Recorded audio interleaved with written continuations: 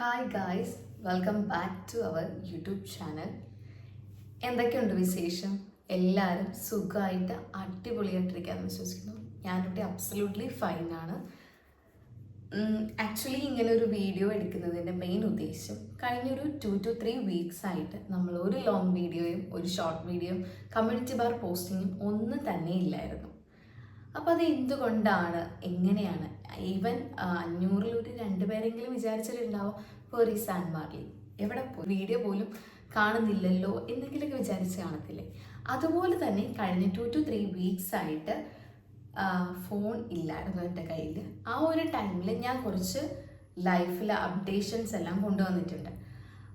എന്നെ സംബന്ധിച്ചിടത്തോളം അതൊക്കെ ഒരുപാട് നല്ല കാര്യമായിട്ടാണ് എനിക്ക് തോന്നിയത്. അതുപോലെ തന്നെ ഒരുപാട് പോസിറ്റീവ് വൈബ്സും അത്തരം അപ്ഡേഷൻസ് വഴിയായിട്ട് എനിക്ക് കിട്ടിയിട്ടോ.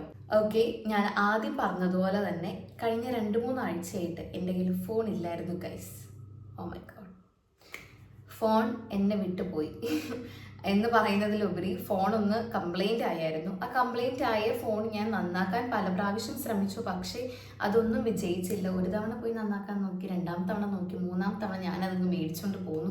അതുകൊണ്ട് ഒരു രക്ഷയില്ല എന്ന് കണ്ട് ഞാൻ സത്യം പറഞ്ഞിട്ടുണ്ടെങ്കിൽ ഞാനൊരു ഫോൺ മേടിക്കണമെന്നൊക്കെ ഓർത്തുകൊണ്ടിങ്ങനെ ഇരിക്കുമായിരുന്നു. ബിക്കോസ് പഴയ ആ ഒരു ഫോൺ ഏകദേശമൊക്കെ പോയായിരുന്നു, അതിൻ്റെ ക്ലാരിറ്റി ഒക്കെ പയ്യെ ഡിമ്മായി തുടങ്ങിയായിരുന്നു. നമ്മളൊരു യൂട്യൂബ് കോണ്ടന്റ് ക്രിയേറ്റർ എന്ന് സ്വയം പറയുകയാണെന്നുണ്ടെങ്കിലും അത്യാവശ്യം കുറച്ച് വീഡിയോ ഇടുന്നുണ്ടല്ലോ. അപ്പോൾ ഇടുന്ന വീഡിയോ കുറച്ച് നന്നായിട്ട് ഇടണം എന്നത് എൻ്റെ വലിയൊരു ആഗ്രഹമായിരുന്നു. അത് കണ്ടിട്ടാണോ എന്നറിയത്തില്ല, ദൈവം പെട്ടെന്നാണോന്ന് ചോദിച്ചാൽ വളരെ പെട്ടെന്ന് തന്നെയായിരുന്നു ആ ഫോണിന് കംപ്ലൈൻ്റ് ആയത്. പെട്ടെന്ന് ആരും പ്രതീക്ഷിക്കാത്ത ഒരു സമയത്ത്. കാരണം ഈ ഒരു സെക്കൻഡിൽ ഞാനൊരു മൊബൈൽ ഫോൺ യൂസ് ചെയ്തിട്ടുണ്ടെങ്കിൽ നെക്സ്റ്റ് സെക്കൻഡിൽ ആ ഫോൺ ഡാമേജ്ഡ് ആയി. ഇതായിരുന്നു മെയിൻ റീസൺ ഞാൻ കഴിഞ്ഞ 2-3 ആഴ്ചയായിട്ട് നമ്മുടെ യൂട്യൂബ് ഫാമിലിയിൽ വരാതിരുന്നതിൻ്റെ കാര്യം. So guys, welcome to another episode of and മാർലീസ് യൂട്യൂബ് ചാനൽ. നമ്മുടെ ഈ ഒരു വീഡിയോ ഞാൻ ഒരുപാട് ദീർഘിപ്പിക്കുന്നൊന്നുമില്ല, വളരെ ചുരുക്കമായിട്ട് മാത്രമേ ഞാൻ പറയുന്നുള്ളൂ കേട്ടോ.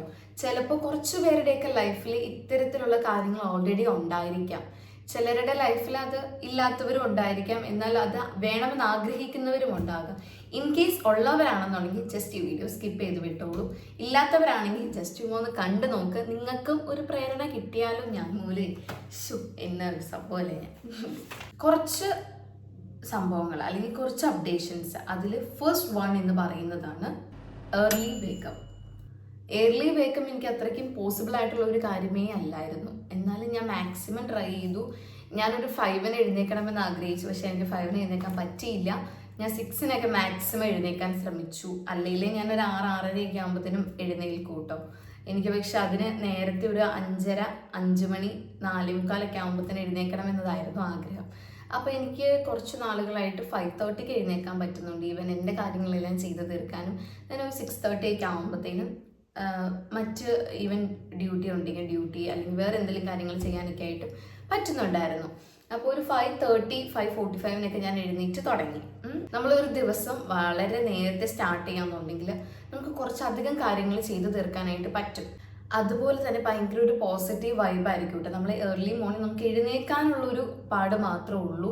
എഴുന്നേറ്റ് കഴിഞ്ഞിട്ടുണ്ടെങ്കിൽ അടിപൊളിയാണ്. ആ ഒരു റൂട്ടിൽ നമ്മുടെ ലൈഫിലേക്ക് കൊണ്ടുവന്നിട്ടുണ്ടെങ്കിൽ നല്ല സൂപ്പറാട്ടോ.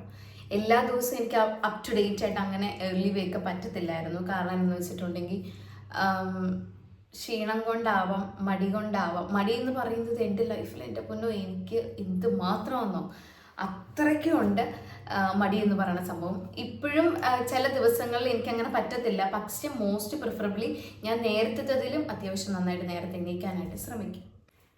Second one, spirituality. Make a commitment to prayer. ദിവസവും അല്പസമയം മാത്രം പ്രെയർ, അതായത് സ്പിരിച്വാലിറ്റി, ദൈവത്തിന് വേണ്ടി കുറച്ച് സമയം കൊടുക്കുക. നമ്മൾ നമ്മുടെ കൂട്ടുകാരോട് സംസാരിക്കുന്നത് പോലെ, അല്ലെങ്കിൽ നമ്മൾ നമ്മുടെ മാതാപിതാക്കളോട് സംസാരിക്കുന്നത് പോലെ അല്പസമയം മാത്രം നമ്മൾ ദൈവത്തിലേക്കായിരിക്കുമ്പോൾ നമ്മുടെ മനസ്സ് തന്നെ ഭയങ്കരമായിട്ട് ശാന്തമാകും. ഓരോ ദിവസം അങ്ങനെ സ്റ്റാർട്ട് ചെയ്യുമ്പോഴും, അതുപോലെ തന്നെ ബൈബിൾ വായിക്കുമ്പോഴും, ഈവൻ ദോ ക്രിസ്ത്യൻ ആണെങ്കിലും ഹിന്ദു ആണെങ്കിലും മുസ്ലിം ആണെങ്കിലും പ്രാർത്ഥന തന്നെയാണ്. ക്രിസ്ത്യൻ രീതിയിൽ ബൈബിളും ഹിന്ദു രീതിയിൽ രാമായണവും അതുപോലെ തന്നെ മുസ്ലിം രീതിയിൽ ഖുറാനുമൊക്കെ വായിച്ച് കഴിയുമ്പോഴത്തേനും നമുക്കൊരു പോസിറ്റിവിറ്റിയാണ് വരുന്നത്. നമ്മിലുള്ള നെഗറ്റീവ് തോട്ട്സ് എല്ലാം മാറി ഒരു പോസിറ്റീവ് തോട്ട്സ്. അന്നത്തെ ആ ഒരു ദിവസം തന്നെ തുടങ്ങുന്നതും അവസാനിക്കുന്നതും ഇങ്ങനെയാണെങ്കിൽ വല്ലാത്തൊരു അനുഭൂതി തന്നെയാണ്. The third updation of my life is journal writing. This thing makes my life lots of changes. Journal writing കുറച്ച് പേരിലെങ്കിലും അത് കാണുന്ന ഒരു ശീലമാണ്. ഈവൻ പല യൂട്യൂബേഴ്സിൻ്റെ ഇടയിൽ ഞാനിത് കണ്ടിട്ടുണ്ട്, ജേർണൽ റൈറ്റിംഗ്. ചെറുപ്പമൊക്കെ ആയിരുന്ന സമയത്ത് ഈ ജേർണൽ റൈറ്റിംഗ് എന്താണ് എന്നൊക്കെ ഞാൻ ചിന്തിച്ചിട്ടുണ്ട്. പക്ഷേ അതിലേക്ക് ഞാൻ ഇറങ്ങി തിരിച്ചിട്ടില്ല കേട്ടോ. ഈ കുറച്ച് ദിവസങ്ങളായതേ ഉള്ളൂ ജേർണൽ റൈറ്റിംഗ്. അതായത് അടുത്ത ദിവസത്തേക്ക് ഞാൻ എന്തൊക്കെ ചെയ്യാനാണ് എൻ്റെ പ്ലാനിങ് എന്നതിനെപ്പറ്റി എഴുതുകയും അതാത് ദിവസത്തെ ഓരോ കാര്യങ്ങൾ സമ്മറൈസ് ചെയ്യുകയും ചെയ്യുന്നത്. And fourth one is meditation and yoga. Meditation and yoga എന്ന് പറയുമ്പോഴത്തേനും ഞാൻ ചെയ്യുന്ന മെയിൻ കാര്യമാണ് ബ്രീത്തിങ് എക്സസൈസ്. ഈ ബ്രീത്തിങ് എക്സസൈസ് വഴിയായിട്ട് നമുക്ക് ഒരുപാട് ബെനഫിറ്റ്സ് ഉണ്ട്. ഒട്ടുമിക്ക ആൾക്കാർക്കും തന്നെ അറിയായിരിക്കുകയും ചെയ്യാം, അതുപോലെ തന്നെ അവരത് ചെയ്യുന്നതുമായിരിക്കാം. ഫസ്റ്റ് വൺ എന്ന് പറയുന്നത് നമ്മുടെ സ്ട്രെസ്സ് കംപ്ലീറ്റ് ആയിട്ട് മാറ്റും. അതുപോലെ തന്നെ ആൻസൈറ്റി നന്നായിട്ട് നമ്മൾക്ക് ഉറങ്ങാനായിട്ട് സാധിക്കും. ദെൻ പല ഡിസീസ് കണ്ടീഷൻസും കുറയ്ക്കാനൊക്കെ ആയിട്ട് പറ്റും. ഇതിൻ്റെ ഒരു ഡീറ്റെയിൽ വീഡിയോ ഞാൻ ചെയ്യുന്നതായിരിക്കും കേട്ടോ. Fifth one hydration therapy. ഞാൻ തന്നെ ഇട്ട ഒരു പേരാട്ടോ ഈ ഹൈഡ്രേഷൻ തെറാപ്പി എന്നത്. ആക്ച്വലി ഇത് എന്താണ് മെയിൻ ചെയ്യണമെന്ന് വെച്ചിട്ടുണ്ടെങ്കിൽ മാക്സിമം വെള്ളം കുടിക്കുക. മിനിമം ഒരു 1 ലിറ്റർ വെള്ളമെങ്കിലും ഒരു ദിവസം കുടിക്കുക. പക്ഷേ എന്നെ സംബന്ധിച്ചിടത്തോളം എന്നെ അറിയുന്നവർക്കാണെങ്കിൽ പോലും ഞാൻ ഒരുപാട് വെള്ളം കുടിക്കുന്ന ഒരു വ്യക്തിയാണെന്ന് അറിയാം. നമ്മുടെ ഈ ചാനലിൻ്റെ തുടക്കത്തിലൊക്കെ ഞാൻ വെള്ളം ആരോഗ്യത്തിന് നല്ലതാണ് എന്നൊക്കെ പറഞ്ഞ് ഞാൻ ഇട്ടിട്ടുണ്ട്. അത് എൻ്റെ ഒരു അമണ്ടൻ കുപ്പിയുണ്ട്. ആ ഒരു അമണ്ടൻ കുപ്പീനെ പറ്റി ഇന്നും എല്ലായിടത്തും സംസാരമാണ്. കാരണം വെച്ചാൽ ഞാൻ ഇതും ചുമന്നുകൊണ്ടാണല്ലോ പോണത്. അപ്പോൾ ഈ ചുമന്നുകൊണ്ട് പോകുമ്പോൾ എല്ലാവരും വിചാരിക്കും ഇതെന്നെ എല്ലാവർക്കും വാട്ടർ സപ്ലൈ ചെയ്യാൻ വേണ്ടിയാണോ എന്ന് പലരും എൻ്റെ അടുത്ത് ചോദിച്ചിട്ടുമുണ്ട്. പക്ഷെ ഞാൻ ആ വെള്ളം മാക്സിമം കുടിക്കും. ചിലർ വിചാരിക്കും ഞാനത് കുടിക്കത്തില്ല, വെറുതെ ഒരു ഷോ ഓഫിന് കൊണ്ടുവരുന്നതാണ്. അങ്ങനെ ചിന്തിക്കുന്നവരോട് പോകാൻ പറയൂ ഗൈസ്. ഓക്കെ, മാക്സിമം വെള്ളം കുടിക്കുക. നമ്മൾ വെള്ളം കുടിക്കുന്നത് വഴിയായിട്ട് നമ്മുടെ ശരീരം ഡ്രൈ ആവുന്നതിൽ നിന്ന് പ്രിവെൻറ്റ് ചെയ്യാനായിട്ട് പറ്റും. വെള്ളം കുടിക്കുന്നതിൻ്റെ ഗുണങ്ങളെല്ലാം എല്ലാവർക്കും. Then next one is A glowing therapy. Actually the way I hold glowing therapy means പലരും പല രീതികളായിരിക്കാം യൂസ് ചെയ്യുന്നത്, അതുപോലെ തന്നെ പല പ്രൊഡക്ട്സ് ആയിരിക്കാം യൂസ് ചെയ്യുന്നത്. അതിലെല്ലാം ഉപരി നമ്മളൊരു പ്രോപ്പറായിട്ട് ടൈം മാനേജ് ചെയ്ത് നമ്മുടെ ഫേസിനും അതുപോലെ നമ്മുടെ സ്കിന്നിനും ഒക്കെ അത്യാവശ്യം കെയർ കൊടുക്കുക എന്നിട്ടുണ്ടെങ്കിൽ നമുക്കൊരു അടിപൊളി സ്കിൻ ടോണ്, നല്ല കോംപ്ലക്ഷൻ ആയിട്ടുള്ള ഒരു സ്കിൻ ടോണ്, ആക്നെ റിഡക്ഷൻ അതൊക്കെ ഉണ്ടാകും. ഒരുപാട് ബെനഫിറ്റ്സ് നമുക്കുണ്ടാകും. Last one reading. റീഡിങ് എന്ന് പറയുന്നത് ആ ഒരു ടൈമിൽ അത് കറക്റ്റ് ഈ ഒരു പഞ്ച്വലായിട്ട് പോകുന്നുണ്ടായിരുന്നു. പക്ഷെ റീസെൻ്റായിട്ട് റീഡിങ് ഹാബിറ്റ് കുറച്ച് കുറഞ്ഞു വരുന്നുണ്ട് എനിക്ക്. ആ ഒരു ടൈമിൽ നന്നായിട്ടൊക്കെ പോകുന്നുണ്ടായിരുന്നു, നല്ല ഇതിൽ പോകുന്നുണ്ടായിരുന്നു. പക്ഷേ എനിക്ക് നല്ല നല്ല ബുക്സ് വായിക്കുന്നതിനോട് താല്പര്യമുള്ള ഒരു വ്യക്തിയാണ്. പക്ഷേ അതിലുപരി എനിക്ക് മടിയുമുണ്ട്, അത് വേറെ കാര്യം. ഞാൻ ഇംഗ്ലീഷും മലയാളം എല്ലാം വായിക്കും കേട്ടോ. പക്ഷേ എനിക്ക് കൂടുതലും വായിക്കാൻ ഇഷ്ടം മലയാളമാണ്. മലയാളം പുസ്തകങ്ങൾ എൻ്റെ കയ്യിൽ വളരെ കുറവാണ്. ഇംഗ്ലീഷ് പുസ്തകം എന്ന് വെച്ചാൽ ഉണ്ടെന്നല്ല കേട്ടോ ഞാൻ പറഞ്ഞു വരുന്നത്. ഇംഗ്ലീഷിൻ്റെ പുസ്തകം ഏതോ 1-2 കണ്ടുണ്ട്. മലയാളം ഈ ജെറുസൂനൊക്കെ ഇല്ലേ, നമ്മളെ സംബന്ധിച്ചിടത്തോളം ഞാൻ കാത്തലിക് ആണല്ലോ. അപ്പോൾ ഞങ്ങൾ കാറ്റഗിസം ഒക്കെ പഠിച്ചുകൊണ്ടിരുന്ന സമയത്ത് ജെറുസൂനം വരുത്തുമായിരുന്നു കേട്ടോ. ആഴ്ചയിലല്ല, മാസത്തിൽ ഒരു ജെറുസൂനം നമുക്ക് കിട്ടുമായിരുന്നു. അങ്ങനെ 10 മാസം 11 മാസത്തോളം നമുക്ക് ഈ ജെറുസൂനം കിട്ടുമായിരുന്നു. അപ്പം അങ്ങനെ നമ്മൾ ജെറുസൂനം വായിക്കുമായിരുന്നു. അതുപോലെ തന്നെ KCSL, മിഷൻ ലീഗ് എന്ന സംഘടനകളിലൊക്കെ ഞാൻ ഉണ്ടായിരുന്നു. മിഷൻ ലീഗിനേക്കാൾ ഉപരി ഞാൻ KCSLിലായിരുന്നു സജീവ പ്രവർത്തകയായിരുന്നു. അപ്പോൾ അവിടെ നിന്നൊക്കെ കിട്ടുന്ന പുസ്തകങ്ങളും അതുപോലെ തന്നെ പല വാരികകളും എല്ലാം ഞാൻ വായിക്കുമായിരുന്നു. അപ്പോൾ എനിക്ക് വായിക്കണത് ഇഷ്ടമാണ്, പണ്ട് തൊട്ടേ എനിക്ക് ഇഷ്ടമായിരുന്നു. പക്ഷേ ഈ റീസെൻ്റ് എന്ന് പറയുന്നില്ല, കോളേജിൽ ചേർന്നതിന് ശേഷം ഈ വായനയൊക്കെ വളരെ കുറവാണ്. ഇവൻ പുസ്തകം വായിക്കുന്നതിന് വളരെ കുറച്ച് സമയങ്ങളിൽ മാത്രമായിരുന്നു. അപ്പോൾ ഞാൻ പുതിയതായിട്ട് തുടങ്ങിയ ശീലങ്ങളിൽ ഏറ്റവും ഇമ്പോർട്ടൻ്റ് ആയിട്ടുള്ളൊരു കാര്യമാണ് റീഡിങ്.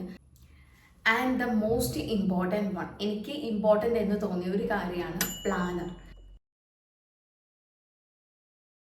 യെസ് ഗൈസ്, അത്രയൊക്കെ ഉണ്ടായിരുന്നുള്ളൂ കേട്ടോ life updates of an Marley in between 2 to 3 weeks എന്നൊക്കെ പറയാനായിട്ട്.